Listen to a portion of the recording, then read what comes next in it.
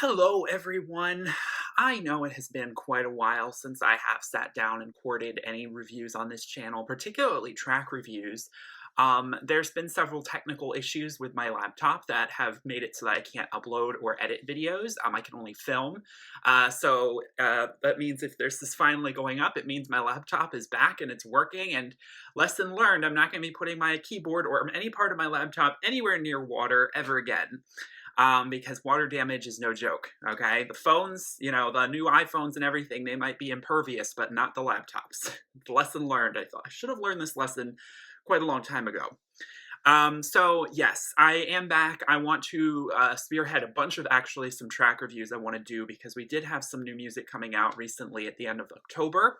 And the first batch of songs I want to talk about are the new Coldplay singles, which I had no idea that Coldplay was returning. I had always thought, maybe one day they would, but if many people remember, back when A Head Full of Dreams was released 4 years ago, pretty much exactly, which was the end of 2015, Chris Martin kept saying that this was probably going to be the band's last record and that they were going to either break up or just retire. It felt very much like that album was in a way their swan song album. It felt like maybe this was a culmination of something. I just kept thinking in my head, like, this is probably it for Coldplay, or at least like for a long time, like for as long as possibly 10 years, for who knows. They did actually release an EP though in 2017, but it was tied, thematically. It felt like a sort of B-side little project to A Head Full of Dreams. So I didn't necessarily think, well, that doesn't mean we're probably not going to get a new album anytime soon. There were only like 4 songs on that EP, and they were probably a lot of songs that just didn't make the full final record. So here we are 4 years later, and we have a surprise announcement by the band for Everyday Life, which will be their 1, 2, 3, 4, 5, 6, 7, 8th studio album, if I'm not mistaken. I believe it's their 8th studio album. This is going to be a double-sided album, so there's going to be a side A and a side B, Sunrise and Sunset. I'm so thrilled to be getting new Coldplay music. I was not expecting that to be wrapping up this year. For those who follow my channel, this fall and sort of what's been going on with music recently has been very surprising. A lot of acts that we thought would have released by now have not. This past September and October has been very slow for music, which is unusual for this time of year coming up to the busy season, which is November, where we get so many usually big releases.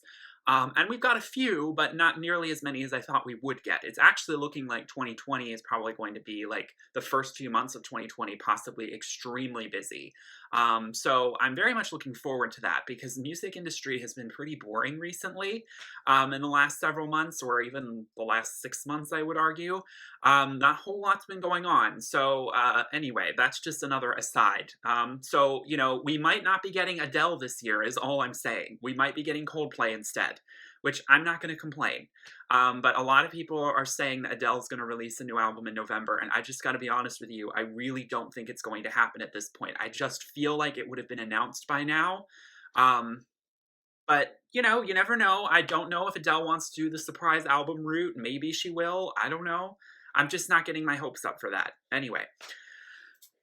So, Everyday Life. We've got 2 new songs, Arabesque and Orphans. Arabesque is from the Sunrise section of the album, if I'm not mistaken, and Orphans is from side B, the Sunset section. So first let's talk about arabesque. Now, a lot of people might be like, what does arabesque mean? Well, arabesque actually is mostly to describe a type of motif or drawing pattern that is used in predominantly Islamic art. So it's a lot about flowing lines, kind of mosaic, what you would see in like a mosque, for example, in terms of decor, and it's very sort of almost floral, a little mandala-like. I love the title, but arabesque can also actually be used to describe a style of dance, and it can also be used to describe a musical speed, or a term in music about how a rhythm of a certain type of dance or musical structure. So it has many meanings. So this song is a jazzy song. It has a lot of saxophone imbued with it, with some trumpets. We do get Chris Martin's vocals, but only at the first part of the song before it sort of disintegrates or accelerates into something very kind of anthemic, very almost esoteric in the fact that it's just all this buildup of instrumentation. It's very groovy, but at the same time, very kind of whimsical. And I'm not a huge jazz fan. I'm not that big a fan of these brass instruments sometimes. But the trumpets and the sax actually really do sound groovy on this track. I'm really into it. It's simple, but it's elegant. It's transcendent. And I love the spoken word interlude with music is the weapon of the future. So it gives it a very hopeful kind of proclamatory feel. This just feels like something that's something that seems like it would be kind of simple and like not elevator music, but like something you would hear like in a cafe setting with the ambiance of the intro kind of leading you to believe that. And then it transcends into this kind of moment that's like very kind of uplifting and spiritual. So I think that's really interesting. But Orphans is the more kind of like single of this double release that they just gave us. And I gotta say, Orphans is great. I think it's catchy as heck as anything. I mean, Chris Martin's wailing vocals of I wanna go, I wanna know when I can go and get drunk with my friends. It's such a overt lyric that's like very much a staple of like a pop chorus. And then amongst all of that, you've got these verses I wish I could have been on the silver screen before the missile monsoon. He sings at one point, cherubim seraphim soon. And I am like very puzzled by some of the lyrical choices on this track because I have no idea what he is talking about. The chorus I can sort of get behind, we're going to celebrate life, we're going to take the lot we're given, and we're going to, by our own bootstraps, pick ourselves up and be positive and optimistic. But sprinkled amongst the verses are all of these sort of anecdotal, sort of specific references to, cherubims and seraphims and, somewhat vaguely Eastern, possibly Indian sounding names of people and places. I'm very intrigued by the topography of the lyricism of this song. And I have a feeling that this album is going to be filled with a lot of that sort of enigmatic songwriting, which is a staple of Coldplay's music. I am very much a fan of their lyricism as well as their melody and songwriting.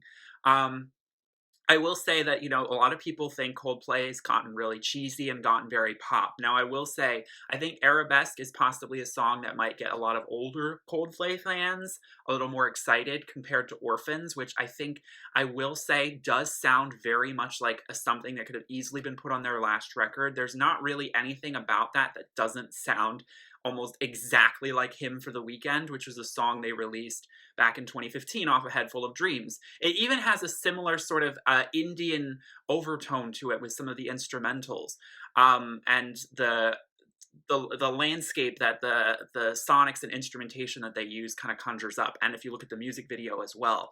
So I'm sort of wondering, we went from Ghost Stories, which was so unique and separate in terms of aestheticism, in terms of aesthetic and in terms of instrumentation, in terms of sound and tempo. We went to A Head Full of Dreams, which was this own moment. And now what's Everyday Life going to be? Is it going to be an amalgamation of a lot of different aspects of their previous works? Because Orphan sounds very much like something that could have easily been on their last record. And so that does confuse me a little bit. I was not necessarily expecting them to return and have a comeback that was going to sound exactly like something they'd just done. Especially since, there was this huge sort of like, will they return? Will they not? A lot of people miss, the early 2000s Coldplay. They miss the more alternative, kind of rockier aspect of their music before it became so much more pop and sort of like catchy. Don't get me wrong, I love both sides of the Coldplay spectrum. I'm more familiar with their later stuff, I've got to be honest with you, but I've been slowly getting back into their back catalog, and I've always heard, some of their iconic hits. And so I appreciate both aspects of their songwriting and their craft, but I have nothing wrong with a catchy melody. If the instrumentation's there, if the lyrics are there, Chris Martin's vocals are usually pretty solid. I don't really have a problem with it. It's a feel-good sort of mystical journey that their music takes you on. And I have no doubt that Everyday Life will be this sort of cornucopia of sound and of culture and of flavor. They're definitely sort of dipping into the Far East for sure. Their earlier music felt very much like this sort of alternative rock and roll sort of British band in London. And now their music feels like this like globe-trotting duo who goes to, Mumbai and then goes to Hong Kong and then goes to the Philippines and back and forth and Egypt and Morocco. Their music is like very sort of culturally infused now. And I mean, I don't have any problem with that. That's pretty cool. It takes you on that sort of journey. So albeit the fact that this album cover is very monochrome and very sort of what I would consider, old school kind of role. It's like, it's very sort of, think of like their album, what's it? Viva La Vida. Probably one of their most rocky sort of, I don't know if that's the right way to describe it, one of their most alternative records. But still pop, but like, it was like very sort of Beatles. It was very sort of, this album, and it was very sort of like, I don't want to say somber, but it wasn't as colorful or as playful or as joyous. And I'm just surprised to get a song like Orphans coming off of an album cover that we just got from this. So I'm a little confused by that, but I mean, we'll see. And it's also on the sunset side, not the sunrise side. Feels like these songs should be switched in terms of what side they're on. But hey, I mean, it'll all make sense when we finally hear the full product. Let me know in the comments what you think of Orphans and Arabesque. Are you looking forward to this new record? I know I have actually never covered Coldplay on this channel before, believe it or not. But I think I have mentioned them. I wasn't necessarily planning on going through all their previous records just because of time. I'm sorry. I don't have the time or the wherewithal to review so much of this music I should be catching up on. Like, I've heard a lot of it before. I don't have the time to go through and review all their music. I had been thinking I would do like a top 10 Coldplay songs video at some point, but we'll see. I will definitely review their new record when it comes out on November 22nd. Thank you all so much for watching. I hope you enjoyed. Please give it a like and subscribe if you did. Peace, love, and light. Bye.